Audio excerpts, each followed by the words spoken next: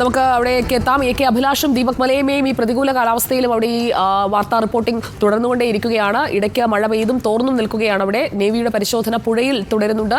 വാഹനം കിടക്കുന്ന ഇടം കണ്ടെത്തി കഴിഞ്ഞിരിക്കുന്നു. ലോറിയിൽ അർജുനും ലോറിയും എവിടെയാണ് കിടക്കുന്നതെന്നും കണ്ടെത്തി കഴിഞ്ഞിരിക്കുന്നു. ഇനി ആ വാഹനത്തിനടുത്തേക്ക് എത്തുക എന്നതാണ് ഏറ്റവും പ്രധാനപ്പെട്ട, അതിൽ ഏറ്റവും ദുഷ്കരമായ ദൗത്യം. ദീപക് മലയമ്മ, നമുക്കിപ്പോൾ അവിടെ ഇടയ്ക്ക് മഴ പെയ്തപ്പോഴാണ് രക്ഷാദൗത്യത്തിന് ഇടയ്ക്കൊരു തടസ്സമുണ്ടായത്. അവിടെ നിന്നുള്ള തത്സമയ ദൃശ്യങ്ങളിലേക്ക് പോകാൻ കഴിയുമോ? എന്താണ് അവിടുത്തെ സാഹചര്യം? കനത്ത മഴ ഇപ്പോഴും തുടരുന്നുണ്ട്. അത് തന്നെയാണ് ഏറ്റവും വലിയ പ്രതിസന്ധി എന്ന് പറയുന്നത്. കനത്ത ശക്തമായ കാറ്റും ഈ മേഖലയിൽ ആഞ്ഞു വീശുന്നു എന്നുള്ളതാണ്. അതുകൊണ്ട് തന്നെ ഈ ഗംഗാവലിയിലെ ജലനിരപ്പ് ഉൾപ്പെടെ ഉയരാനുള്ള സാധ്യത കാണുന്നുണ്ട്. അതിൻ്റെ കൂടി പശ്ചാത്തലത്തിലാണ് നേവി സംഘത്തിൻ്റെ സ്കൂബ ടീമിന് ഇപ്പോഴും താഴ്ഭാഗത്തേക്ക് പൂർണ്ണമായും പരിശോധന നടത്താൻ കഴിയാതെ പോകുന്നത്. അത്തരത്തിലുള്ളൊരു അനുമതി മുകൾ തലത്തിൽ നിന്ന് ലഭിച്ചിട്ടില്ല എന്നുള്ളതാണ് നമ്മൾ മനസ്സിലാക്കുന്നത്. ഒപ്പം തന്നെ ഈ കുത്തിയൊലിച്ചൊഴുകുന്ന പുഴയായതുകൊണ്ടും അതിൻ്റെ വിസിബിലിറ്റിയുടെ പ്രശ്നങ്ങൾ നിലനിൽക്കുന്നതുകൊണ്ടും കൂടിയാണ് മെറ്റൽ ഡിറ്റക്ടർ ഉൾപ്പെടെയുള്ള സംവിധാനങ്ങൾ കൈവശമുണ്ടായിട്ടും താഴെത്തട്ടിലേക്ക് ഇപ്പോൾ പോകാൻ കഴിയാതെ ഇരിക്കുന്നത്. ഒരു സാഹചര്യം അനുകൂലമാവുകയാണെങ്കിൽ പെട്ടെന്ന് തന്നെ അത്തരത്തിൽ താഴ്ത്തട്ടിലേക്ക് പോകാൻ ഉതകുന്ന തരത്തിലുള്ള ക്രമീകരണങ്ങളൊക്കെ തന്നെ നേവി സംഘം പൂർണ്ണമായും സജ്ജമാക്കിയിട്ടുണ്ട്.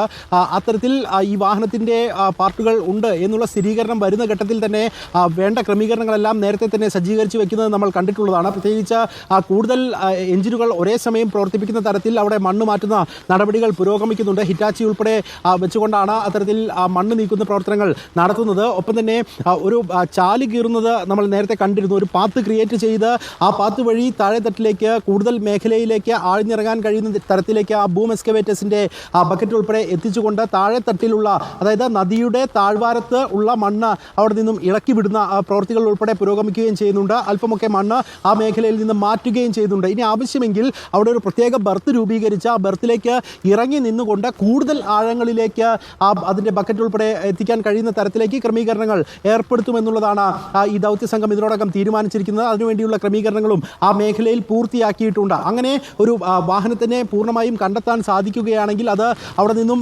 പൊക്കിയെടുക്കുന്നതിനാവശ്യമായ ക്രെയിൻ സർവീസുകൾ ഉൾപ്പെടെ നേരത്തെ തന്നെ സജ്ജീകരിച്ചിരുന്നു. അവിടെ പല വിധത്തിലുള്ള സാധന സാമഗ്രികൾ, പ്രത്യേകിച്ച് അവിടെ ആ മേഖലയിൽ ഒരു ഡിവൈഡർ ഉൾപ്പെടെ കൊണ്ടുവച്ച് അവിടെ മണ്ണൊലിപ്പ് ഉൾപ്പെടെ തടയുന്നതിന് വേണ്ടിയുള്ള ക്രമീകരണങ്ങൾ നടത്തുന്ന ഘട്ടത്തിൽ തന്നെ കൃത്യമായി അവിടേക്ക് ഒരു ക്രെയിൻ ഉൾപ്പെടെയുള്ള സംവിധാനങ്ങൾ എത്തിച്ചിട്ടുണ്ടായിരുന്നു. അതുകൊണ്ട് തന്നെ അത്തരം എക്യുപ്മെൻറ്റുമായി ബന്ധപ്പെട്ടുകൊണ്ടുള്ള തടസ്സങ്ങൾ ഉണ്ടാകില്ല എന്ന് തന്നെയാണ് നമ്മൾ മനസ്സിലാക്കുന്നത്. അത് കണ്ടു കിട്ടിക്കഴിഞ്ഞാൽ പൂർണ്ണമായും അത് ആ തരത്തിൽ പുറത്തേക്ക് എടുക്കാൻ കഴിയുന്ന ഒരു സാഹചര്യം രൂപപ്പെട്ട് കഴിഞ്ഞാൽ അതിനുതകുന്ന എല്ലാ സംവിധാനങ്ങളും ഇതിനോടകം തന്നെ ഒരുക്കിയിട്ടുണ്ട്. ഇതിനിപ്പോൾ വെളിച്ചക്കുറവുണ്ടാകും.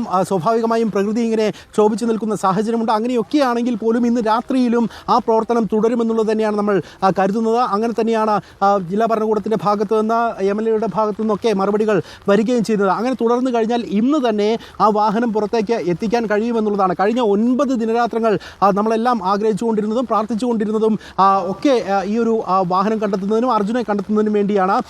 ആ ഒരു രീതിയിലേക്ക് കാര്യങ്ങൾ ഇപ്പോഴെത്തുന്നു എന്നുള്ള ആശാവഹമായ സാഹചര്യം ദീപക്, ഇത്രയധികം ആളുകൾ നോക്കൂ ദീപക്, നമ്മൾ ഈ രക്ഷാപ്രവർത്തനം ഇടവേളകളില്ലാതെ കാണിച്ചുകൊണ്ടേയിരിക്കുന്നത് അർജുന്റെ കുടുംബത്തിനൊപ്പം നിന്ന് ഈ രക്ഷാപ്രവർത്തനത്തിലൂടെ അർജുനെ തിരിച്ച് ആ കുടുംബത്തിന് ഒപ്പം കിട്ടണം എന്ന ഒരു ആഗ്രഹത്തോടു കൂടിയാണ്. ലോകമെമ്പാടുമുള്ള ആളുകൾ അങ്ങനെ ആഗ്രഹിച്ചുകൊണ്ടേയിരിക്കുന്നുണ്ട്. അത്ഭുതമാണ് സംഭവിക്കേണ്ടത് എന്ന് നമുക്കറിയാം. കാരണം വെള്ളത്തിനടിയിലേക്കാണ് ഈ വാഹനം വീണുപോയത് എന്നറിയുമ്പോൾ നമ്മൾ പ്രതീക്ഷിക്കുന്നത് തെറ്റാണ് എന്ന് പോലും ചിലർ പറഞ്ഞേക്കാം. എങ്കിലും നമ്മൾ പ്രതീക്ഷിക്കുന്നത് അർജുനെ ജീവന്റെ കണികയെങ്കിലും ബാക്കിയുണ്ടെങ്കിൽ തിരിച്ചു പിടിക്കാൻ കഴിയുമെന്ന് തന്നെയല്ലേ?